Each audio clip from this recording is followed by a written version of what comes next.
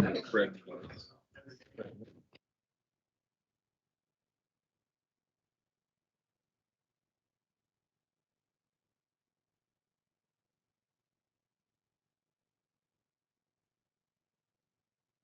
So 9:31, we'll call the July meeting of the Vernon County Board to order. And we'll have an invocation by Pastor Paul Roberts from the New Life Christian Church in Viroqua.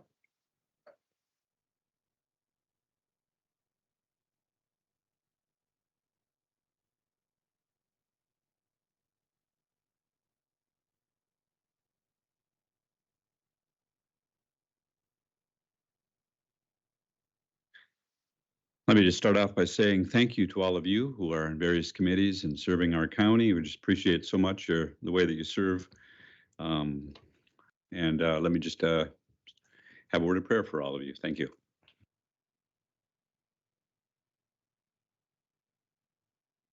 Heavenly Father, I am so grateful and thankful for the leaders of our county and for the leaders of our communities that are represented here today. Just thank you for their dedication, for their time, and for their efforts to come up with solutions and possibilities to bring about positive change so that our communities in Vernon County can thrive. Father, you have told us to honor our leaders and to pray for them, and so I pray that you would give them wisdom. Wisdom on how to move forward successfully. I pray that you would give these leaders insight into what will best solve the complex issues and challenges of Vernon County, issues such as the safety of our citizens, the education and the welfare of our communities, services that provide help for our elderly and our veterans, plans for improving our infrastructure and for economic development, and other issues that foster growth and promote stability and prosperity for Vernon County. And finally, I would pray that you would give these leaders foresight to make informed decisions and discernment to make the best decisions that will benefit the lives of all those that they serve. And I pray this in Jesus' name. Amen.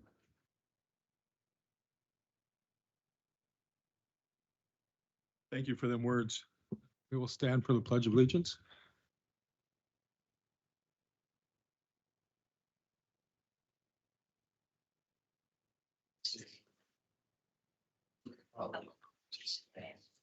One nation, under God, indivisible, liberty and justice.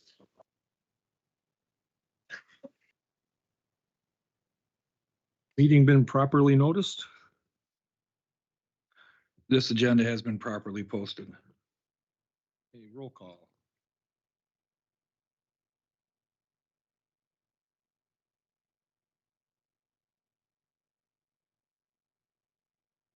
District 1, Beitlick. Present. District 2, Strudolph is going to be absent today. District 3, Gady. Present. District 4, Walliser.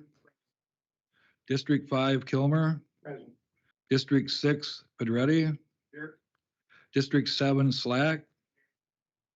District 8, David Egan. Here. District 9, Olson. District 10, Easterday. Here. District 11, Jacobson. Here. Mary's District 12 is absent. District 13, Taylor. District 14, Lawler. Here. District 15, Schweiger. District 16, Wilson. Here. District 17, Muller. District 18, Sullivan. Here. District 19, Stanek.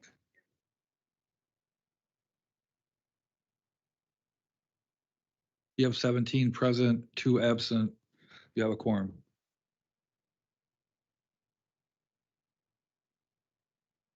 Motion to excuse Henry and Strudolph. Charlie, Martha. All in favor, aye. Aye. Opposed, same sign. Motion passes. Approve the minutes of the June 20th, 24 meeting. Any additions or corrections to the minutes?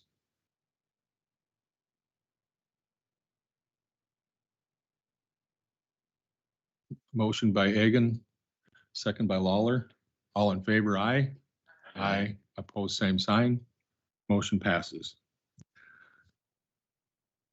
Audience to visitors, if you want to speak on the dam, we're going to have a presentation by Dave Egan. Hold your comments till after that, and we will open up audience to visitors to that. So if you have something to say other than the dam, you can speak now. Anybody here or online?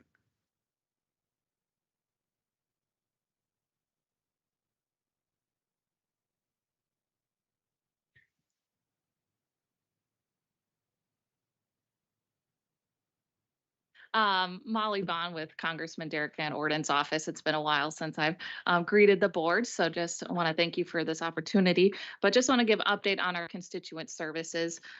In the last year and a half since Congressman Van Orden took office, we have closed over 1,300 cases and got over $2.4 million back to our constituents.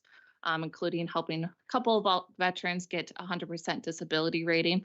So please, if any of your constituents are having struggles with a federal agency, please have them reach out to our office as we may be able to assist. As well as for your municipalities, we do have a grants coordinator on staff. So if you guys are looking at any projects or looking for any federal grants, reach out to us and we can have our grants coordinator search for the federal database for any funding opportunities. Just a few big bills that Congressman Van Orden voted in support recently was the farm bill that got voted out of the House Committee on Agriculture. It included 5 policies introduced or co-sponsored by Congressman Van Orden, including the Ag Vets Act, which provides grants to prepare veterans into entering farming or ranching, Healthy H2O Act, which provides direct assistance to rural communities and nonprofits to test their drinking water and fund filtration technology, the Dairy Farm Resilience Acts, as well as the Whole Milk for Healthy Kids to allow schools to have whole milk back into the school districts. It also includes protections for the SNAP and food assistance program. It maintained cost of living adjustments to account for inflation. So I encourage you guys to go to our website, read more information, or sign up to our e-newsletters. We're hoping to get the Farm Bill passed in September. Lastly, in June, Congressman Van Orden voted to pass the National Defense Authorization Act, which included a 19.5 pay raise for enlisted service members, as well as included Congressman Van Orden's TAP Promotion Act and ensuring military access to higher education benefits act. So again, lots going on with Congress. So just encourage you to go to our website, vanorden.house.gov, to receive regular updates or talk to me after the meeting and get my information. And I look forward to talking to more of you. So thank you so much. Thank you. Anybody else online or in the audience? Okay. Announcements. Bill, I guess you're up.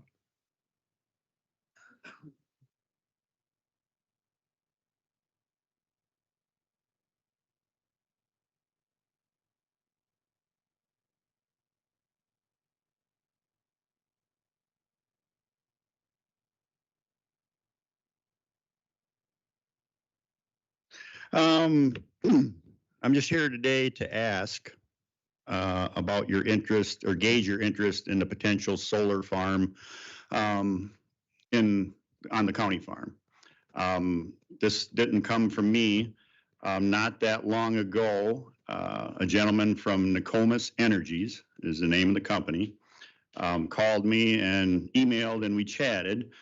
And he expressed interest in the possibility of doing a solar farm and sell energy to Excel Energy. And he was gauging our interest, whether or not we'd be interested or not. I took it to GenGov, and there was enough interest there. We decided to bring it here. Obviously, there's a map on the wall. They initially started the conversation. They looked for 20 to 30 acres. Give or take. In conversations with him, I said the East Farm is probably less desirable as far as farmland goes, so potentially that would be a spot we may look at. They got on the GIS maps. The tan, I guess that color is, yellow, one of the two, is the whole works. They were looking at 85 acres for a large solar farm there. If you have interest in such a thing, the potential of it, there's a process that we'd have to go through. We just wouldn't call Nokomis back and say, yeah, we're good to go.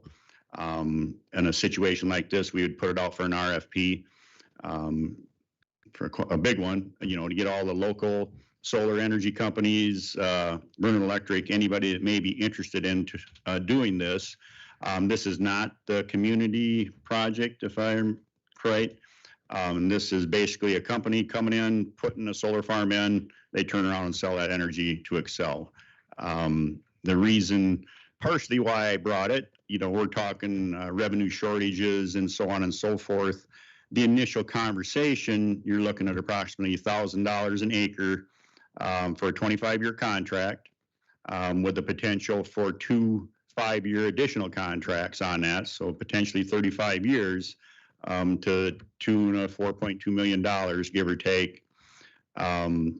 If we go through with this process and just this company's proposal, and if anybody wants to pack it, I didn't see any sense of putting it up on the board because I couldn't see to read it anyway, but I can email you about this company. Not saying they'd be the ones, but they have a little bit of information on them. They're based out of Minnesota. This is kind of their first large-scale project in Wisconsin, and obviously with 85-acre tract in one spot, that's why they showed interest in us. But I'm open for any questions, and I need to know if you folks want me to pursue this with the RFP and start that process, or if we're not interested and we'll move on with life. So this came to general government, and everybody who's been here a while, we have routinely talked about a way, how can the county increase their revenue? And this is an opportunity to do that. But I do have a couple clarifying questions. There still would be farmland available? This would be the east farm, that's where we're doing our bigger prairie planting, below the highway shop. And this would be basically all the tillable land on the east farm. The west farm would still be farmed. And how much do we per acre lease the farmland at? We have a 5-year contract for $311 an acre. Okay. Thank you. When does that contract end? We just signed it, so it'll be 4 more years. They say, and in the conversation with Nokomis, let's just say we went with Nokomis, they got the RFP, so on and so forth. They said it's at least 2 to 3 years in development. At which point they would pay us just a lump sum, $5,000, I believe, just to say that, hey, we're doing a development and this is potentially going to happen. They understood. I explained the way our farm contract was. I told them if they went sooner than that, there would be, a buyout involved for the farmer. But if we proceeded with this and we got that contract in place, and obviously Nikki hasn't had a chance to look at any contracts, but that way we'd make the farmer know what's potentially going down the road, happening in 3 to 4 years, and it may be longer than that. It depends on how things go and whether their math works, so on and so forth.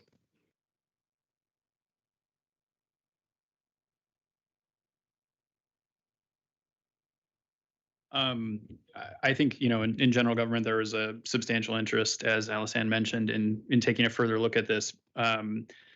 But I think before an RFP process, it might be worthwhile for us to consider, as I raised in Gen Gov, first just the question of if the county is interested in solar production on county-owned land, what are the options available? Mm-hmm. We have a private company approaching us right now with a lease contract.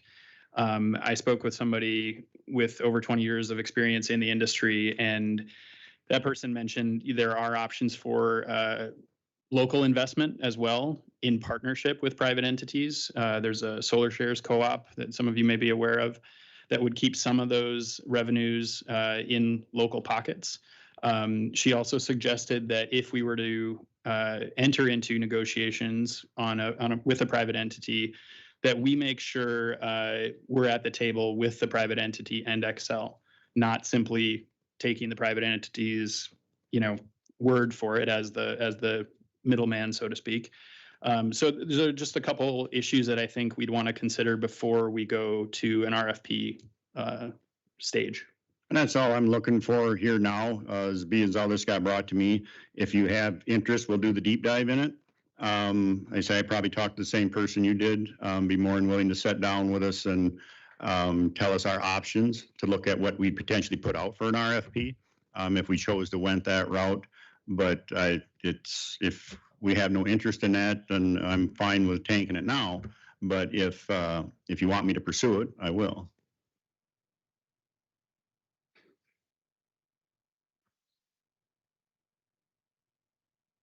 Dave? I certainly think we need to pursue this. It's 85 rough, it could be $85,000 a year with a 2% increase, wasn't it, every year for inflation? And they'll be bonded so that if the company all of a sudden would fold up or something, there would be monies available to have the pedestals removed and it would go back, revert back to farmland. I think what we're after here today is just, do we want to pursue looking at it, or, does the majority of the board say, no, we don't want solar? So I don't, would it be proper to have a show of hands if we're interested in pursuing it? That's fine. Okay. I think so. Okay. Got your answer, Phil. I'll proceed. Check her out.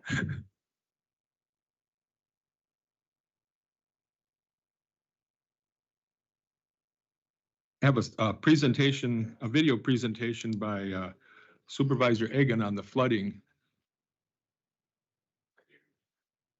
Yeah, I think I can sit right here, Donuts are, the powdered sugar donuts are an honor to Dave today. So. and I really appreciate it. Okay, so I'm working with the IT department to take a look at some pictures that I have a neighbor named Daniel Tish who helped me with his drone take some pictures of the dams. I wanted the county board members to see what we're going to be voting on at some stage, at some point.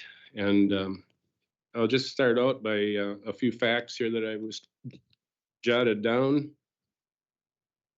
It's nice to see everybody here. There's some folks that are directly affected by the dams and in attendance.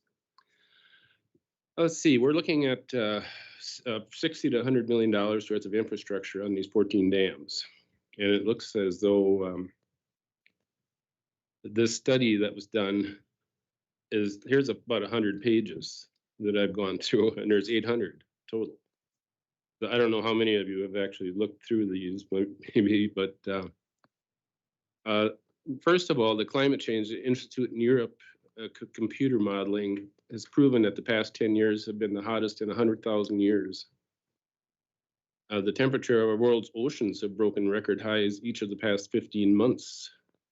Our own Vernon County Emergency Management, which I handed out a sheet, shows 13 presidential disasters since 1990. If you can, it's almost hard to believe. So we're really truly in uncharted territory now with Earth's climate warming. Locally, we've seen and experienced all of the dry runs that have been scoured bare to bedrock from the heavy rains we've received, and the football-sized rocks washed out onto the fields and roads. Our dry runs no longer slow the water like they used to. And so now I'm going to show a brief video of a 3-inch rainfall event, July 2nd. That's what I saw it coming down my pasture.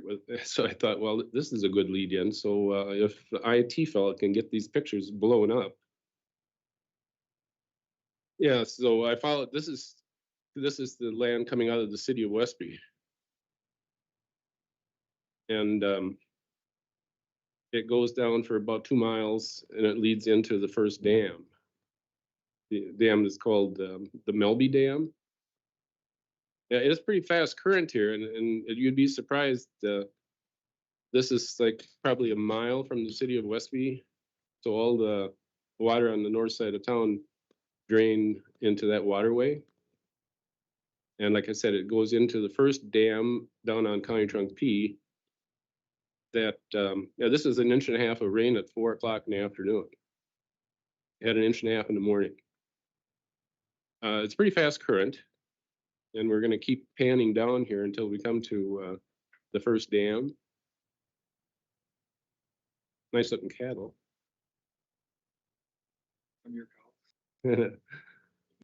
Where's that dam?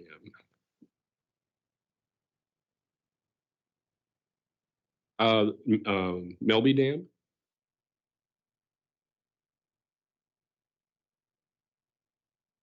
Well, okay, I had a picture, it wasn't a very good picture of the water pooling behind the dam doing its job. But if you can you get that blown up any? See, the dams themselves, I've walked on them and taken my UTV on, they look great. It's the problem that we're gonna have, according to this 800-page study, is like that water, that spillway down on the bottom there, that concrete, that they're 50 years old, and that concrete spillway probably needs some attention, or it will need attention. But you see, this isn't a really big dam. This is about a 40-foot high structure. And to put that in context with the other dams, Jersey Valley is 60 feet high, or was. That now they're going to give Vernon County 18 million to try and rebuild it farther downstream at half the height. So this dam is about 40 feet high, and that's County Trunk P right next to it. So next dam, we'll look at the Garlic Dam. This one, that last dam is right below my farm, but this dam is right across from my house, the Garlic Dam. And as you can see, that's a pretty small structure too. It's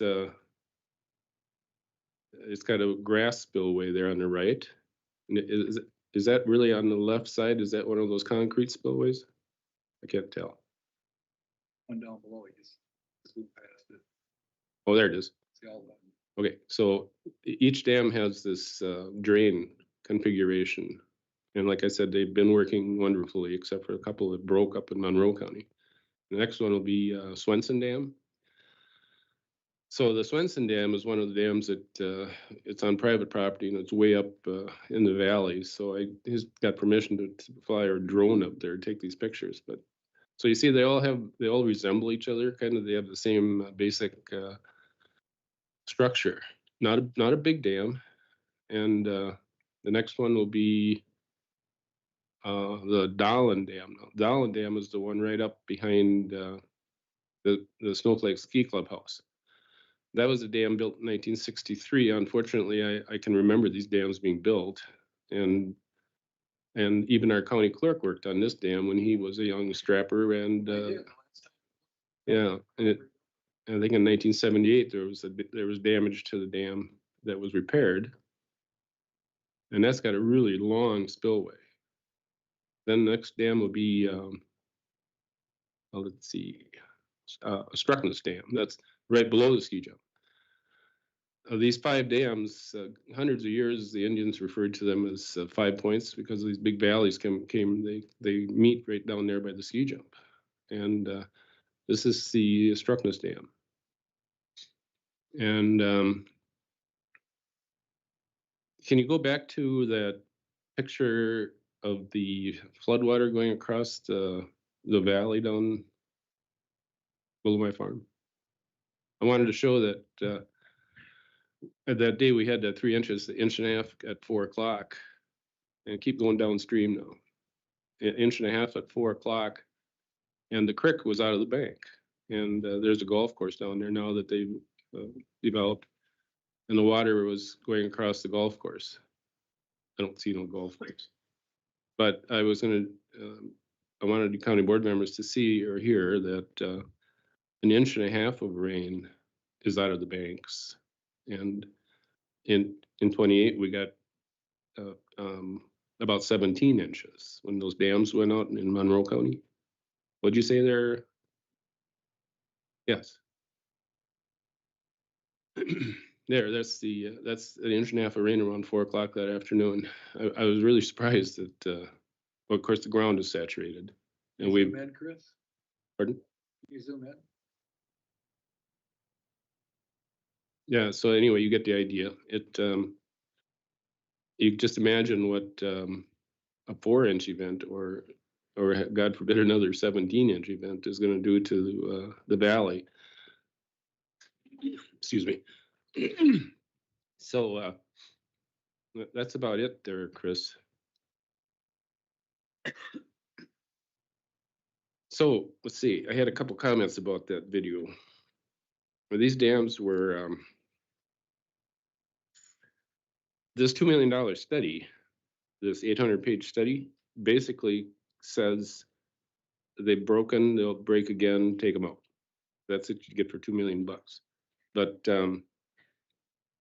we knew we really got to try and save these dams at all costs, because they everybody that lives in that valley will testify if they're old enough. I can remember how the valleys got torn up terribly after floods down there without the dams back in the 50s and early 60s. The study looked at 12 different alternatives. 5 of those all included decommissioning. And because I'm kind of late to the game, I've been on human services for 6 years, not on land and water, which I am now. And in May, I started realizing that this study was going to take out the dams. After reading these, this comes down to liability, is what I've discovered. And here's a quote that's signed by Brad Paff and Lauren Oldenburg.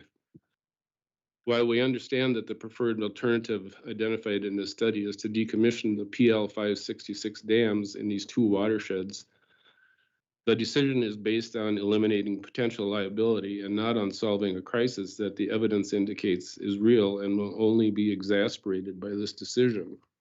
I believe that's very true. I've looked at the dams, like I said, and I'm certainly no engineer, but I've talked to a couple of engineers, and some of the ideas that they gave me was, we have a 40-foot dam. Does it need to be 40 feet high? You know, could it be 20?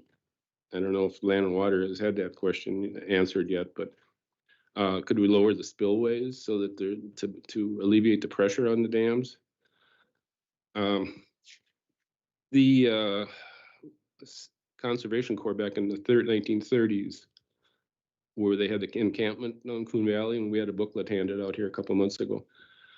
My dad worked on that as well, and they were trying to, back then, recognizing there had to be a way to slow the water in that valley coming out of those 5 points. And there was a lot of concrete spillways built up in the woods that are still there, if you know where to look. They're kind of scattered all around the county, but back in 1930, they realized that something needed to happen for that valley, and 30 years later, the dams appeared with federal money behind them. I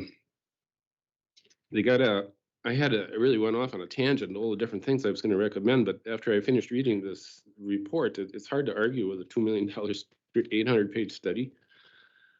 But I was thinking about things like, well, I talked to an engineer about the levee height and the dam height.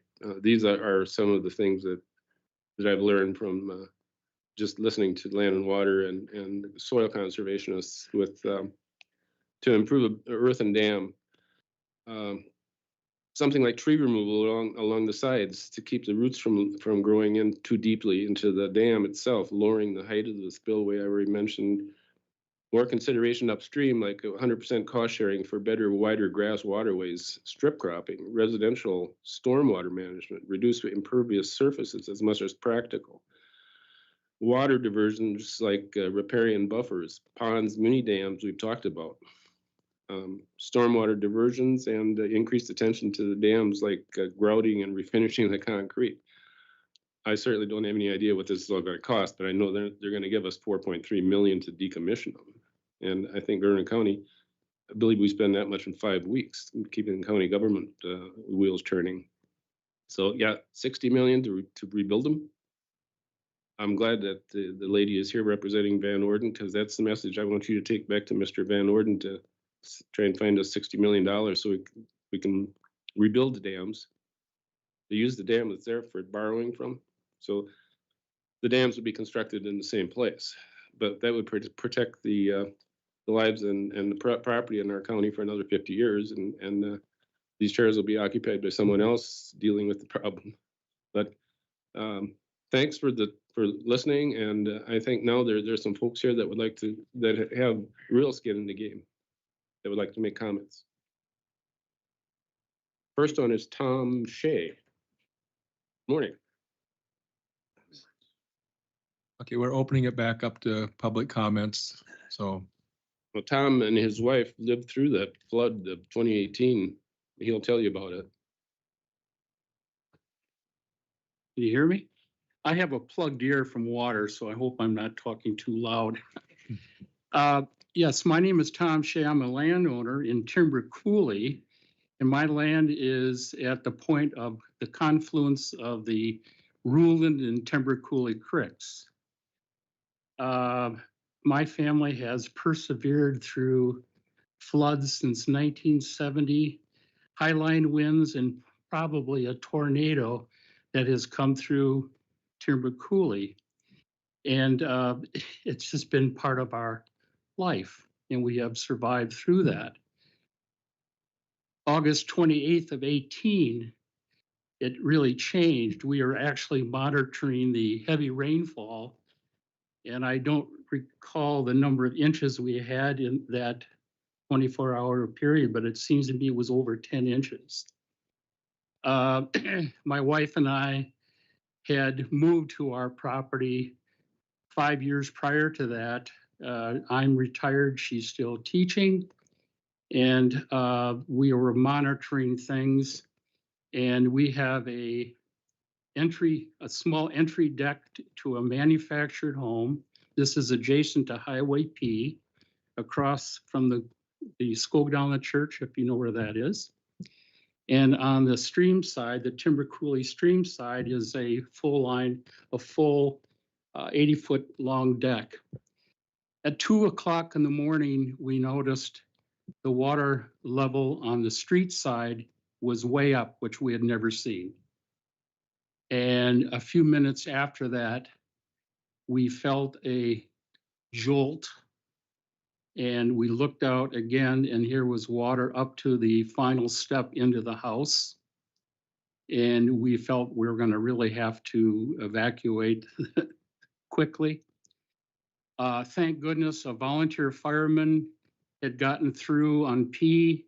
It came in with water up to the midpoint of his door and came in and got us out of there. When what I call the valley tsunami hit us at 2 o'clock in the morning, had those two decks not been there, we might have perished in the flood, because it pushed, there was a gapping between the mobile home and the deck by about this much, and it was pushed right up against us, right up against that.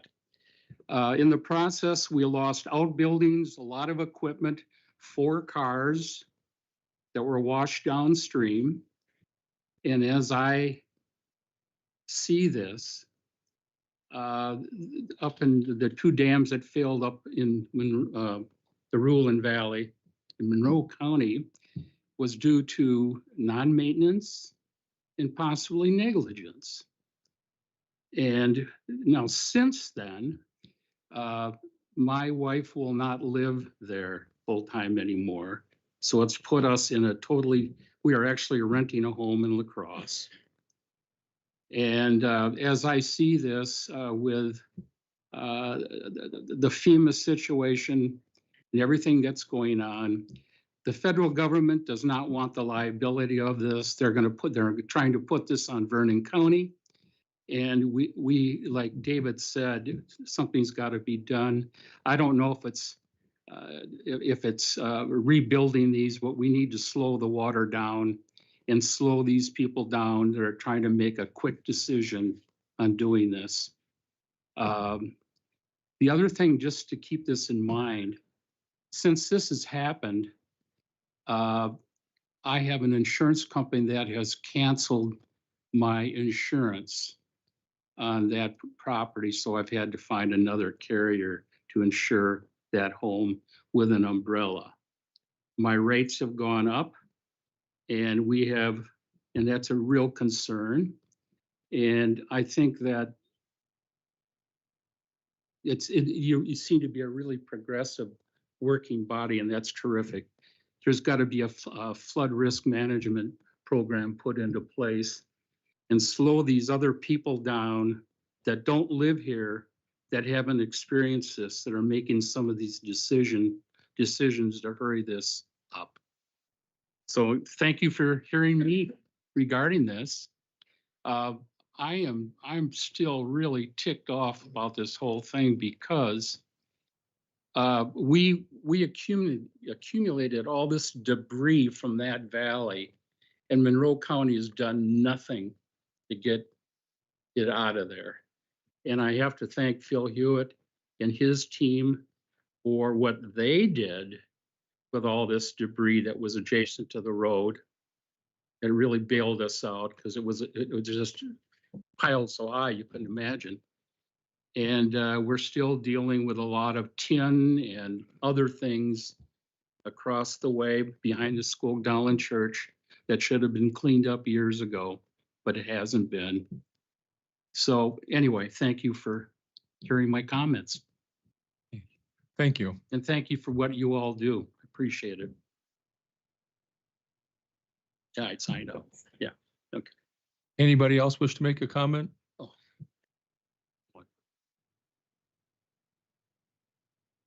You need to come up here. Come up and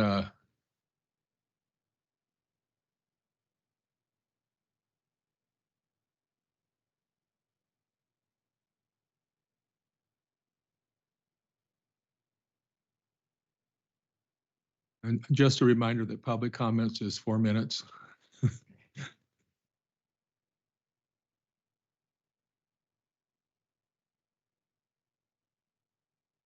Okay, thank the county board chairman and the supervisors for listening to my little proposal here. I had a lot of things to say that Your name. Tom said. State your so I'm name, not going to go through that again. State your name, state your please. name and Oh, I'm sorry. Mark Anderson. And I actually have a dam located on my property, which is on County Trunk P. It's Clockmaker Dam. Okay, so what David showed you and what Tom said there, I'm very concerned about this because our dam on our property, when we had the 2 big floods, did exactly what it was supposed to do. Yes, it did get around the spillway a little bit. There was some rock that washed off, but it could have been a total disaster through the whole valley. And the only thing that really happened was the road washed out some, but the land conservation, they did come down. Mark came down. They filled it back up with some rock and culverts. They probably didn't spend $300 if they spent that. And during all this time that I've had the property, which is in the 90s, they mowed the dam, I mowed the rest. That has nothing to do with the flooding, but I'm just saying I've maintained that. But the other part to this is the dams as a whole, and I seen this a couple other dams for the and I'm not picking on anybody about the department that should have taken care of this, but the interchange of the inlet cages, they have not been taken care of the way they should have been. So that backs up the pressure in the dam, and obviously you're going to end up with a failure possibly.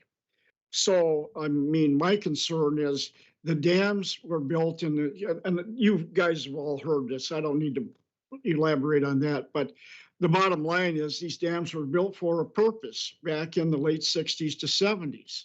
They did exactly what they were supposed to do.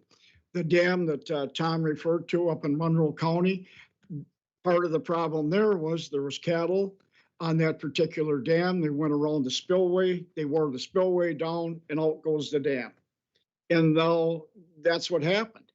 So these dams have played a very important part of controlling the situation with this flooding. Okay, so then they talk about the liability, and I just got this packet 2 days ago. So I don't know if all of you read this, but it's very interesting. I haven't read it all, honestly, but I have read a lot. Okay, so really the liability, being in the insurance business for 45 years, those are natural disasters. And let's say you had flood insurance, and a lot of people didn't because they were not in a floodplain. So they didn't get paid unless they got reimbursed for property damage of their actual property from FEMA. And that did happen in Coon Valley. So if these dams are not taken care of and we let them go, obviously there's no possible way we can put them back. Impossible, because the cost is going to be prohibitive. So I think the ideal thing is to maintain these dams, keep them, and I think that's our best flood control that we're going to have throughout the whole valleys, wherever these dams are. There's how many, David, in Christiana Township? Seven dams. And what he showed you there, I was going to elaborate on that, but he already did a fine job with that, so I'm not going to talk about that. But I think the thing is, you got to relook this thing, and it sounds to me like here, if you don't do this, you're out the money. They're really it's like blackmailing you into a situation because the federal government wants out of this. Well, they're never going to get out. The engineer that drew up all these plans lives in Albuquerque, New Mexico, in the desert. What does he know about the dams in Vernon County? Zero. That's my opinion. Okay, so the other thing they talk about, they had an easement on these dams, which I have an easement, was transferred from Archie and Clemberg to me when I bought the property. The easement, they say, well, no, the easement's done, we're done. But then if you read this and here, the easement could continue on. That's not right, because the property owner, I got to give them the easement. They just can't force this on a person, the easement. So if they take it out, I'm not signing another easement. That's just how it is. Because it was transferred to me, my son owns land above there, and I'm not signing another easement. But they say, well, we're not sure. We're not really sure how this easement is going to go. Well, the bottom line is they're saying we can control that. Okay, so I got to kind of sort through things here quick from what they said. But here's the other thing. Yeah, excuse me. The time is up, so. I mean, boy, that's quick. And I realize that. But, anyway, well, thank you. I think I'm going to make one final comment. Don't tear these dams out. There's got to be another alternative to do this. Thank you very much for listening and appreciate your time. Thank you for your comments. Anybody else online or in the audience? Tim.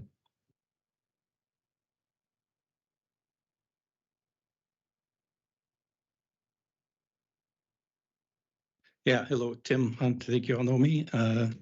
Didn't plan on saying anything, but I thought I'd just weigh in as a member of the Coon Creek Watershed Board. And I think I've been trying to report on this through my journalism as well to help get the public informed, because it's a really complicated issue, as you guys know. And I did do an opinion piece on this because, every once in a while, one of these issues comes along that feels like a very monumental shift, and that's when this feels like, in the 30s, we had the first ever conservation project in the Coon Creek, and that was really a monumental shift for the whole country. And kind of what I tried to write about in my opinion pieces is this feels like that moment again. And I have followed this, and then, I know it feels like a quick decision for a lot of folks, but this has not been a quick decision. There's been years of public meetings, and I've attended most of those. I guess what I just wanted to say from the Coon Creek watershed perspective is, we're focused on kind of the last half of what Dave was talking about. I get the cost benefit. I have read the report, unfortunately. They're very long and tedious and full of a lot of detail and stats, and so they can be hard to digest. But I do get the cost benefit part of it. They were kind of a wash looking back on what they cost compared to what they protected, and they would be really expensive to build new ones moving forward. They have to build to a new standard, and that would make them incredibly expensive. Is that too much for? The other thing I'll say is I am concerned that they are not. A lot of these reports are in dollars and cents. What kind of number of buildings you're protecting and crops that get in the recreation that gets disrupted and all that. And a number of economic factors they look at, but there's human cost to all this, and I've covered floods for since 2007, and you never get repaid for this stuff. You never really recover, and the Kickapoo Valley, you got 100-year flood every 2 years, so just people are sort of getting used to this, but I don't. So what's the solution? I at the Coon Creek group, we're very focused on what's next. And I do, we had a stakeholder meeting here last month, I think, and that was a good meeting. I think it was a good first step. It feels to me like we've focused on what's next. If these dams do have to go, which is what it looks like, what else can we do? In the 30s, they came out here and they got very creative and they said, we didn't know what contour strips were. They invented them, and we didn't know what rotational cropping was and all. We've kind of gotten away from some of that, and so I'm just giving you the Coon Creek watershed perspective. We're trying to work with the Land and Water Department and other organizations here and build out. These farmer-led watershed groups are one of the avenues I think that we can start to develop the next generation of conservation practices, not just agriculture. Dave was mentioning there's lots of things I think we can look at, but we also feel like there needs to be a large project of some kind, just like we did in the 30s, to figure out what can we do and come up with new things. So anyway, I just want to give you our perspective on that. Thank you, Tim. Anybody else?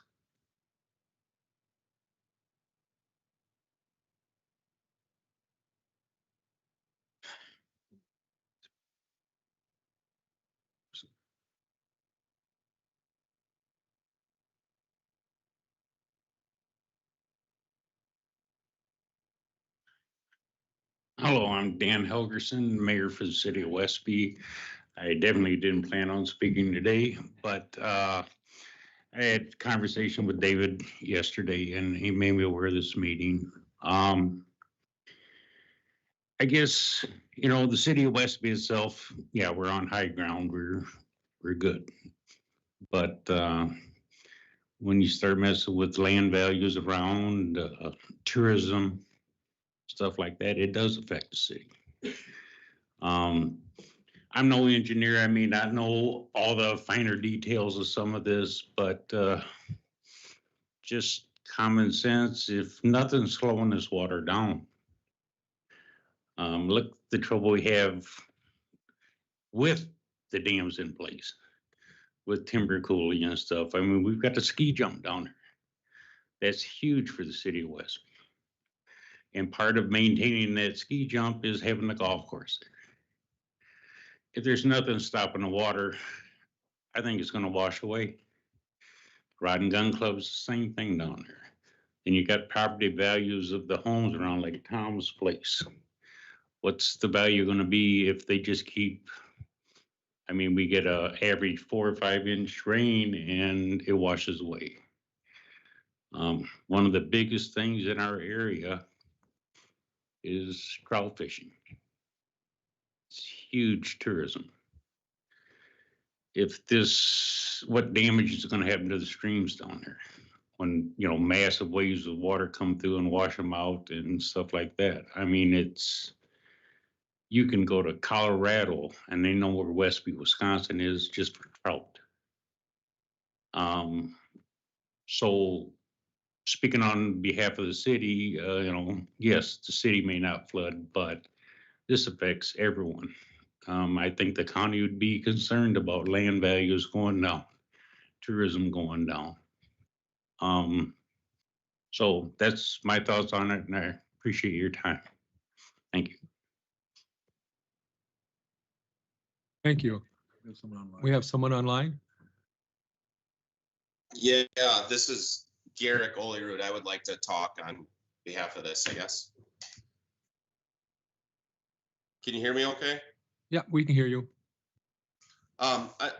Thank you for the time. I'm joining on behalf of the Snowflake Ski Club. I'm on the board. Also a landowner that did have some property that was damaged in Coon Valley in 2018. Not to say that I'm an expert, certainly kind of getting filled in.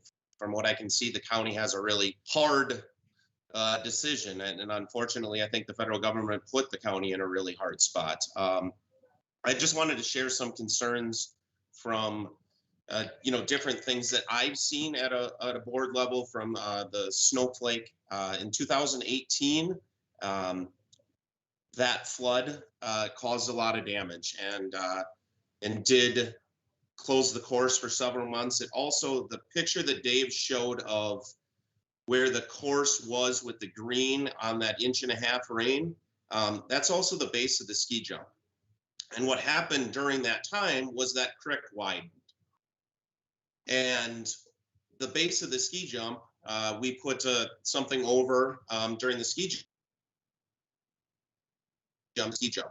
If that creek continues to widen, it will really put the jeopardy of the ski jump, the ability to do that, in my opinion, if it continues to widen. And I don't know, what exactly that'll look like, but that certainly will have an effect if we're able to have the tournament. Also, the golf course, I think, has flooded probably 4 times in the last 6 years, where we've had to do some repairs or close down for a short time. And that's with the dams working properly. I know there was 2 dams that were broken, but that didn't affect the golf course ski jumping area. Also, in Coon Valley, I own what was formerly the Botany House, now that I have renovated into apartments, and was flooded in 2018 after the dams had broke. But I know has gotten close, I believe, in the 21 flood, where, again, dams were all working properly. I guess one of my, and I haven't seen it and maybe it's out there, is to what are the projections if you remove the dams? What's a 4-inch rain look like? What's a 6-inch rain look like in some of these areas? That would be nice to see. And if there is some of that stuff out there, but that certainly would be my concern, is the damage that I've seen with the dams already in place and working properly. If they get removed, how are we slowing down that rain? Thanks for your time. Anybody else? I think the people that,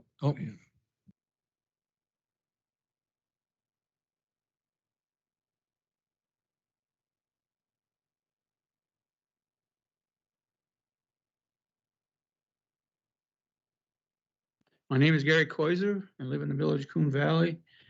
I was just told about this meeting yesterday. I really haven't had any chance to prepare anything, but listening to what Mr. Shea, Mr. Anderson, and Mr. Hunt, I understand what they've been trying to do. I get bits and pieces, through, having long grass, slowing it down. Those dams are put in for a reason. And I haven't seen any input from the highway department. What if you take these dams out, you get 6-7 inches of rain. Okay, now that creek becomes much more violent than it has been. Okay, water's gone over Highway 14, the new bridge, when those dams are still working. So, what's the potential for that Highway 14 bridge to be compromised? So, these are just things that I, just listening, it may not mean anything, but like I said, years ago, they did studies, and there's a reason they put those dams there. I couldn't imagine what the erosion would have been, like you talked about some of these other smaller ones up in East Cooley, what that would look like had that not been there. I think you'd have gullies, it'd be, the landscape would look a lot different than it does right now. So that's all I have to say. Thank you. thank you. Anybody else wish to speak? I think the members of the community are voicing the same concerns that the members of the board are. So I guess we've had a request to take a 5-minute break before we continue on, and then we'll come back for the resolutions.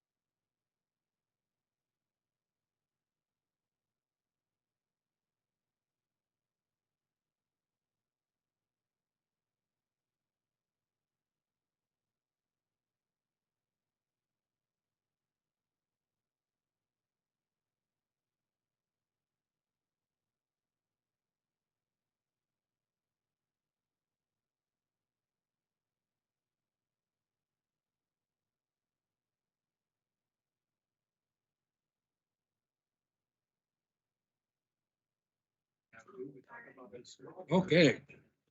Okay, we'll move on to resolution. Alice Ann has something to say. Well, are we back are we back? We're back, yeah. We're back. Looks like Are we done with talking about Dave's? we don't have, Yep, I mean, that was a period for public comment and it's not on the agenda for discussion. So yeah, it is done unless there's more public comment and that period wasn't ended, but which I guess Yep. she could do public comment. just no discussion, no questions or back and forth. Well, I have questions, so that's not really gonna help me out. Yeah, it's not on the agenda, so it wouldn't be proper to have those discussions or questions now. That because Dave's a supervisor? Because if somebody else. was here, we would- No, not during, no, This not isn't at all, public not comment. during public comment. This There's- isn't public comment. Well, This is that under was announcement. public comment pulled back about the dams. Right. So, I mean, that can't be They get a commented Video on. presentation about flooding in the town of Christiana. Sure, and the presentation was appropriate because it was properly noticed. And she can't ask him a question about the presentation. That's what I'm asking. She wants to ask a question about the presentation, which I thought we had already closed because then we went back to public comment. And I understood that we had moved past Okay. Mr. Egan's, but if I misunderstood that, I mean, I invite pushback there. I may have. Okay, I can frame this in a public comment to be thought about and address that a different way. I think what my concern is and what I would like further information on is at this time, we have this offer from the federal government that is hard to turn down, in my opinion, but I'm not seeing that we are in tandem asking the federal government for ways to help with planning in the future. And that is what I would like to hear more about because I feel like this is on the table for us and I'm not sure what the proactive approach has been to handle future flooding situations if they occur, when they occur, and why are we not taking the opportunity with the feds here to start asking for money to leverage those programs? That's my public comment. Okay, thank you. Okay, resolutions. Resolution 2024-33, the revised policy number 519, the salary plan administration, motion to bring it to the floor. Dave, second. Lawler. Cassie, gonna cover it? All right. So last month, we brought the updated wage schedule to the board, which you approved. This salary plan administration policy basically governs how we administer our wage scale. So you'll see in the compensation and classification policy how we address position placement and titles, how we address new hires, that we would typically start someone on step 1 for minimum qualifications and experience. And then above step 1 to step 6 with the approval of the HR director based on their knowledge and experience. And then anything, if we had circumstances that would require us to go above step 6, that would have to be approved by the administrative coordinator. Considerations of other current employees within the salary range and classification must be considered before approval above step 1 occurs. So that means that we're taking a look at other employees in those positions and in those departments to make sure that there is equity, that we're not bringing someone in at a higher rate than someone that's been here for a few years, or if we are, that we are bumping that current employee up. Obviously with this, we'd also be looking at budget and financial availability to do something like that. The salary schedule adjustments, the cost of living would be approved by the board annually, effective January 1st. We also wrote into the policy with a recommendation of the General Government Committee that the administrative coordinator and HR director look at that and present their findings to the General Government Committee every 2 years and even numbered years. That means we're bringing statistics to the board. Here's how many, positions we've had turnover. Here's how many people left because of pay, and we establish those things through exit interviews. one thing, and this is kind of a baby step into what I'd consider a merit-based system, is that employees who are not performing to the county's standards will have their annual increase held until performance improves and is approved by their department head and the HR director. This is not something we've typically done in the past. Even if someone wasn't performing, they were still automatically getting that increase. And so this is really holding our employees accountable for those increases. Employees in the range, this was a recommendation from our wage consultant. The employees in the range may receive an additional increase above the cost of living if approved by the county board. So the recommendation would be that we look at this every year. If you have employees that are in the range, so basically are at market value, if you do not give them an increase above and beyond what you do for cost of living, they're never going to hit the max at that position. And you want them to eventually hit that max, especially, for your long-term employees. This policy also addresses how we handle promotions and demotions and transfers. Compression, additional adjustments of pay may be considered by the HR director as long as it doesn't take the new hire promotion above step 6. Again, as we had previously stated, anything above step 6 would have to be approved by the administrative coordinator. The position control section of this policy addresses the importance of job descriptions and outlines a process for a new position or an increased status change request. With this, we have samples of, we're provided samples of personnel action forms, job descriptions, and financial analysis. So we're looking, if we do have a request for a new position or an increased status change, so we're taking a larger approach to it. So we're looking, okay, how are we exactly funding this position? What is the need to increase the hours for this position? What is the need for a new position? Also, pay grade evaluation requests can be made by a department head. Those have to be done by July 1st of every year, effective January 1st. Open to any questions on this policy.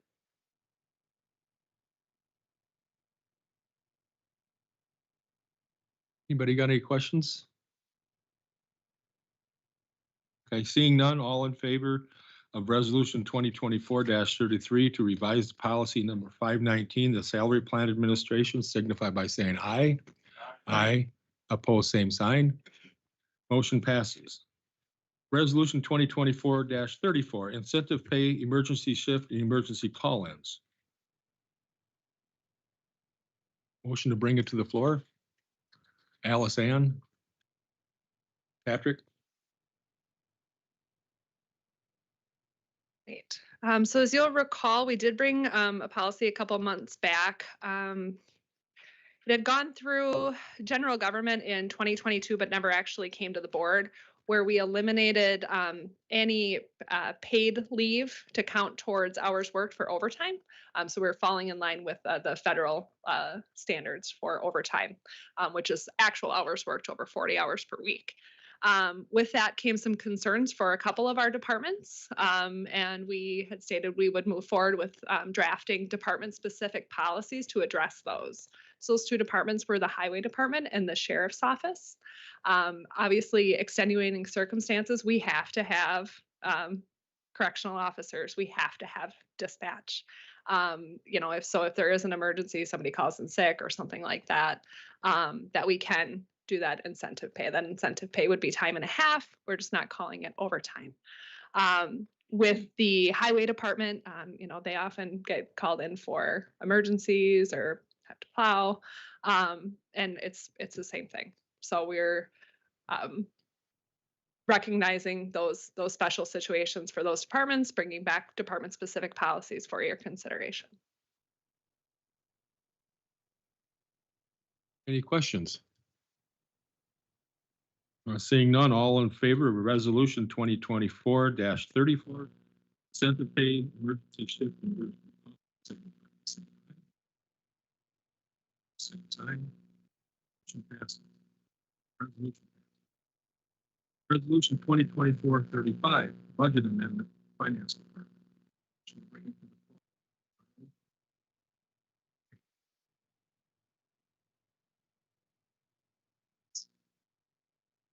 As you're all aware, our finance director position has been vacant since March. I've been doing those interim duties.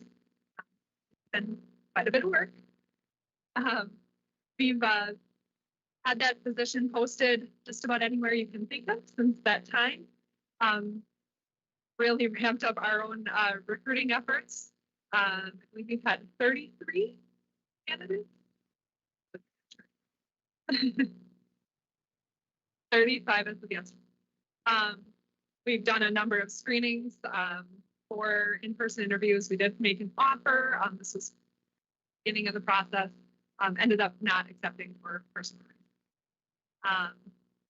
These positions are very hard to fill. Tricia and I were at a conference a couple months ago, and they basically told us that finance director positions in local government are the hardest positions to fill, and I believe them. We have been very specific in what we're looking for. I don't want to bring someone in and it's quite a bit of work, and I do understand the duties of that position. So we have been very picky, for lack of a better word, as to work. We were approached by Public Administration Associates for a recruitment effort. Knowing that we've gone this long without a finance director, I would really like to not get towards the end of the year still without a finance director. We have not been paying a finance director, so we have had funds available. This $41,000 figure, I believe that was from the beginning of the month, so we're probably closer to $45,000 that we haven't paid a finance director. So the proposal was to do a budget amendment to move those funds from the wages and fringes budget in the finance department to the recruitment change the services. They've worked with several other counties in recruitment efforts for finance directors and administrators and have been successful. We're really hoping to find someone that has some local. As you guys know, we're getting into budget now, but we also will have our ERP implementation, and that's going to be a big undertaking.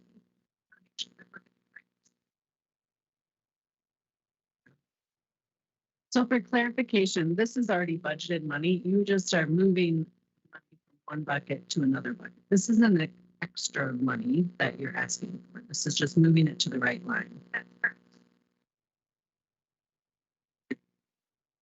And just so everybody on the full board knows, current recruitment efforts, being managed internally are costing us about $1,000 a month. And Tricia, I don't know if you can speak of those 35 candidates that you've seen, how many of those have come in the last month? Give or take.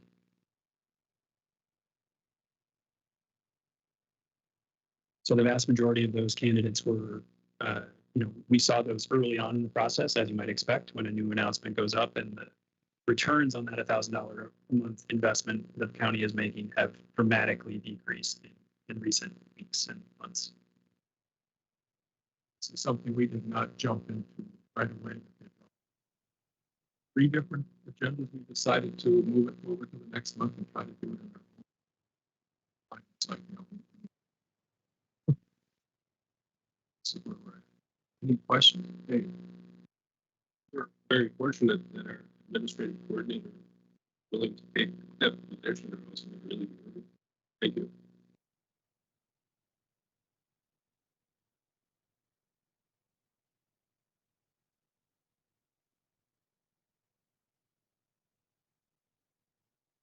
And Supervisor Lawler spoke to that. We were speaking specifically for the recruitment and what we're spending to promote ads like on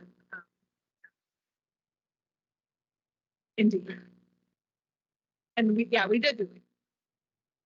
When you promote job advertising stuff. She's referring to it's to the $1,000. Yes. Yeah.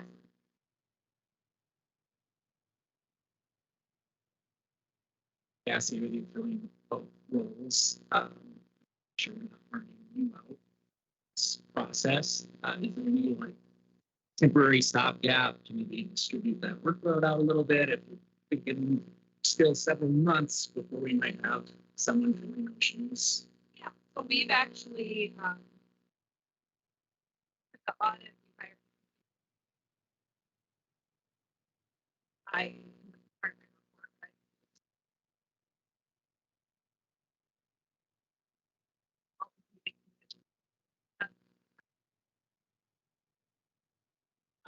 bids, which I'm perfectly capable. It's part of my job anyways, but that compilation is by the finance director.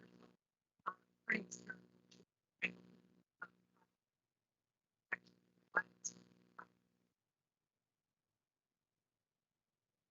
that'd be a big help, because that's our big thing. And Holly in the finance department, especially any of you that are familiar with our financial system, and it's very antiquated.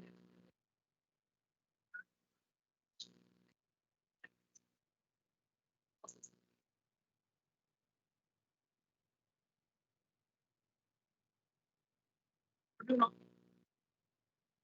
not going anywhere. Any other, Sandy? Time frame is involved.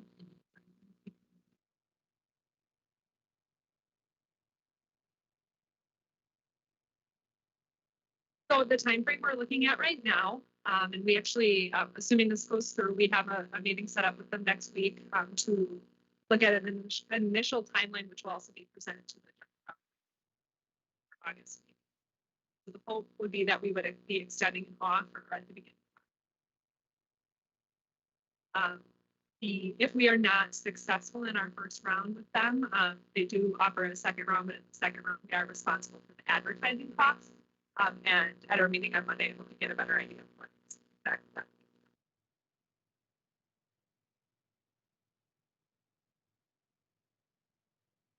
Any other questions? Seeing none, all in favor of resolution 2024-35, the budget amendment, signify by saying aye. Aye. Same sign. Resolution passes. Resolution 2024-36, approved opioid settlement agreement with the Kroger Company. Should bring it to the floor.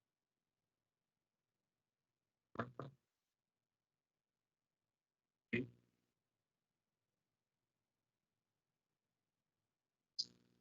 So this is an addendum to our previous settlement to include Kroger. So that our Kroger nationwide chain, also grocery store, but pharmacies as well. And so Kroger's now included in the national opioid settlement. This is for us to basically sign off that we want to be included with the rest of the Wisconsin counties that are participating. For all, we are set to receive through 2038 $1,348,749 from that national opioid settlement. And for our new members, we do have an opioid abatement and prevention steering committee that is charged with disbursement of those funds. So we meet once monthly, but we're going to more like that 4 or 5.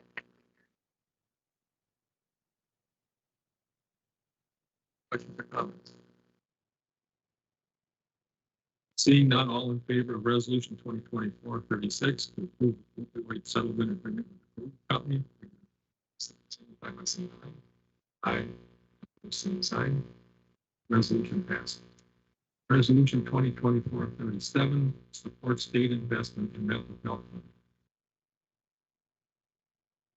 Should bring it to the board. Done. So additional fact that it's so we have Jill.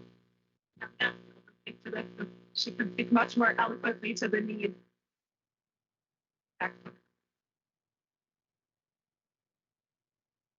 Can you hear me? Yes. Okay, you guys are cutting in and a little bit out, so I just want to make sure you can hear me at least okay.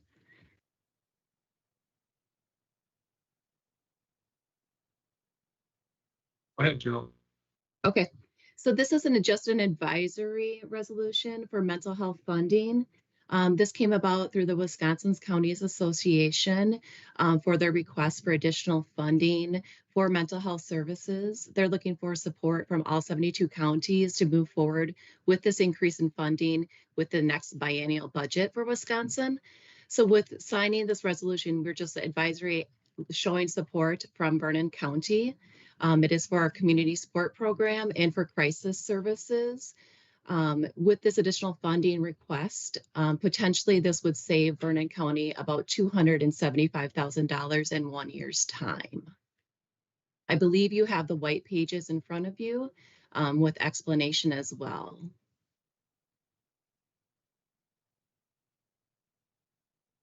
Any questions? Comments? Seeing none, all in favor of resolution 2024-37, support state investment in mental health funding, by saying aye. Same sign. Resolution passes. Thanks, Jill. Thank you. Regular order of business administrative coordinator. I've got to warn you, it's long. Which I don't know how, I was gone for a week, so I don't know how it's like my longest report to date, but. Yeah. So first, huge shout out to Connor and the entire IT team for getting us back up and running after the outage that affected the entire county late last week. For those of you that know, it was not just us, it was all over the country. And I heard other counties didn't get back up and running so fast. So kudos to our IT department. The Counties Association magazine this last month focused on public health and specifically Public Health 3.0. We plan to have our public health director present at the September board meeting. If you have any questions in the meantime, feel free to reach out to Amy Clyburn. We continue to work with Bethany St. Joe's on a prospective management agreement. Have a draft agreement ready for consideration by the next board of trustees meeting, scheduled for August 9th. As I previously stated, I'll start meeting individually with department heads starting tomorrow to review department budgets, engage the services of the CPA to help compile the department budgets into a single document. We'll begin that work towards the end of August. Stacy Sanborn provided a presentation to the Finance Committee on Tuesday, giving a detailed explanation of the long-term care and closure funds for the landfill. I did email you all that this morning, so take a look at that. I personally, and we said this in Finance Committee too, that was the greatest explanation that we've seen of it. So I know several months ago when she presented to the board, there were a lot of questions on that specific item, so I encourage you to take a look at that. We're working to form a subcommittee, which the structure of that is still up for debate, but to restructure the Flood Mitigation Alliance to address what happens after we do decommission the dams, if that goes through. Draft goals have been identified as building relationships between landowners, conservation groups, producer-led watershed groups, county, local, state, and federal partners. Outreach to landowners to encourage best management practices to address rainfall and runoff to increase infiltration. Education of landowners on funding sources available to implement best management practices. Support high-risk areas to mitigate flooding. And promotion of sustainable land use policies and practices that inform state and federal legislation. So that'll be on the land and water meeting coming up next month. We'll be implementing the new phone system next week. So we've been doing training for a couple of weeks. That's exciting. Our IT department is going to do that. Spent the last few weeks conducting annual performance evaluations of the non-elected department heads. Going well, no one's cried. Because you guys have asked for updates on this, Kayla Fortney case is scheduled for a plea/sentencing hearing for July 30th week at 3:30 p.m. I wish I had more details. And then you have a flyer for the Wisconsin Counties Association Conference in front of you. If you are interested, please come see me after the meeting. I'll get you signed up so you don't have to do it yourself. If you are a new board member, it is free. So please take advantage of it. And then lastly, thank you to all of you who completed the annual review form for myself. I appreciate all of the feedback and the goal setting for the coming year. Some goals that were identified as part of the performance evaluation related to getting things settled with Vernon Manor, to recruiting and training a finance director, and the implementation of priority-based budgeting and capital planning, the implementation of our new ERP and HRIS system, and then finally consistency and follow through with department heads. So those were goals that were identified both with myself and the board. We were very consistent on our goal setting. So I appreciate all the feedback, and I'm going to hand it off to Allison because she has something else to say about it. We had 17 people complete the evaluation for Cassie. 3 of them were previous board members, 14 were current board members. And then we had 5 missing from our current board. So while the review has been completed, I am asking that those who did not complete the review take the time to do that, because it really is essential for the administrative coordinator to understand your priorities and your feedback for the job that she's doing. Without that, it's hard to meet expectations that you aren't aware of. So, and it is our responsibility, because it's our only employee, to provide that feedback. So you got it email, you got it on paper. Tricia said she'd sit down with you and take notes for you. The whole thing could take you about 20 minutes, but it will be it's helpful to Cassie's role to understand what individual priorities are. Thank you. I was just going to add to that Cassie doesn't know what we want unless we tell her what we want. So, Like Dave said, he wanted powdered donuts, and look at the powdered donuts. Yeah, they're here. Okay. Are there any petitions? Memorials or remonstrances? Or ordinances? Any reports from standing or special committees? Any other unfinished business? Next regular meeting date is Thursday, August 15th or August 22nd. Does anybody have a preference? so the 15th is kind of early in the month, but then Cassie would be gone if you have it on the 22nd, so That's right. probably should be the 15th. This would be the 15th, if I get to say. Thank you. Your preference is the 15th?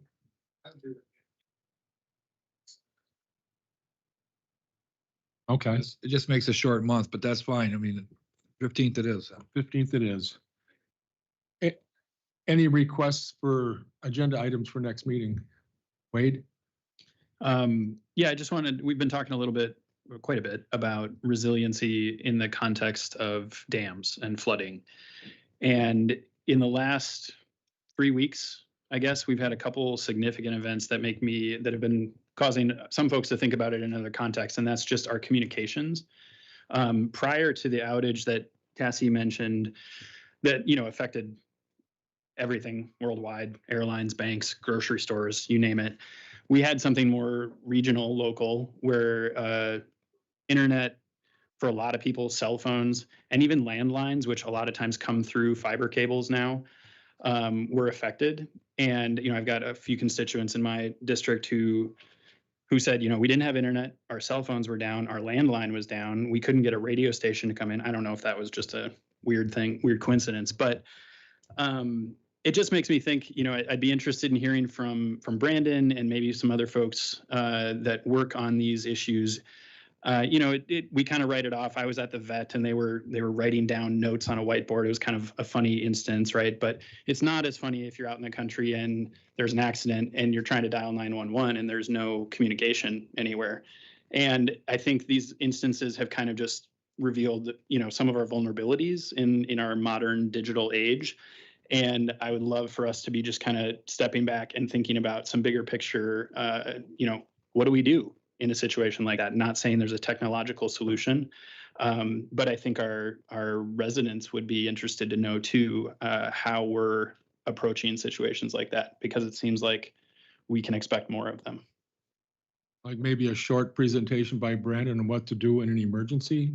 Yeah, I guess maybe, I have to admit I haven't read the hazard mitigation plan that was adopted before I came on the board, but I've been talking to Brandon a little bit. And, maybe it's already addressed to a certain extent in that document and in plans that the department has. So that would be good to know, first of all. And, we would be able to communicate that more clearly to our residents. But even beyond that, maybe just raising the question, are there things we might consider thinking about more long-term to build in some of that resiliency? We're talking about a new 911 system, which is all well and good unless fiber goes down, right? So unless it doesn't work. So just kind of thinking about backups to the backups. Do we have plans? What are they? And if not, can we think about them? I thought about that the other day. I had a friend that was a ham operator that passed away. I mean, how prevalent is that these days? Are there just like one in the county, or are there still a bunch of them out there? It'd be kind of interesting. Dave? Do you think that it benefits to have Connor involved in that kind of discussion? I mean, what are you thinking about, Wade, in terms of? Yeah, I mean, he would certainly have an idea about existing infrastructure and its capacities and its weaknesses. I think that the thing that surprised me was when all the landlines were down, because I just assumed those were kind of fail safe unless a cable got cut, right? But it woke me up a little bit to that risk. And so I'm sure he would have a perspective on that. And yeah, to Lauren's point, I started thinking about, back in the old days, you didn't call 911, you went to the neighbors and asked for help, right? Well, in our modern world, maybe the villages have a radio set up, each of them, that might be operable in an emergency situation. If we've got flooding or something like that, that people at least know there's somewhere they can go to get information and get information out. Just one thought that came into my head. So I'd like the board to have an opportunity to weigh in on authorizing our Vernon County Solid Waste to pick up our garbage in county once and for all, the county garbage.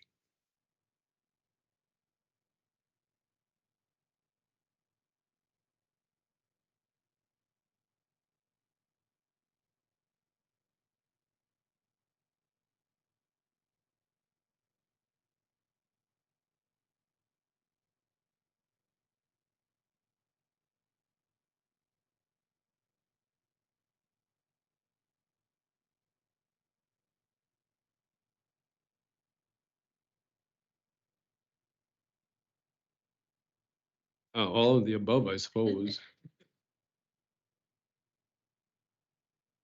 I just want clarity on, typically we take things through committee, and are you going to bring it in even if the committee doesn't take it up? Well, there was a flurry of activity back in April, and then I haven't really heard anything since. We were actually talking about bidding and things like that. So we've had general government 2 months now. It hasn't been back on our agenda. Do you want it back on the agenda? Yeah. Because it's buildings and facilities. Right? So you want it back on Gen Gov, or you want it here? What do you want, Dave? Well, Lauren, you're on that committee as well, aren't you? Yeah, so. This is probably Gen Gov. Okay, well, let's get it back on our agenda. And powdered donuts. And the other concern, we were talking about the dams, is the resolution that Will's been waiting on, that we would have voted on already. We're letting, for some reason, and I've talked to Ben about it the other day, La Crosse County and Monroe are kind of wagging the tail, and they each got one dam. And we got 22 dams. We should be putting together our own resolution going forward. I don't know how it got so haywire, but we can talk about that at our land and water meeting, perhaps. Yeah, that's going to be on the agenda this August. So that's, pardon? On your committee that you chair? Yeah. Okay. So that, you're okay to wait for them? Well, the question was, why are we waiting on La Crosse County and Monroe with who each have one dam? Yeah, this was supposed to be a joint effort, and I don't know why we're waiting. I was told there was legal complications, that they were reviewing those. I haven't to date heard that any of that got reconciled or taken care of. So this next meeting, those at the land and water, that'll be taken care of. Stop.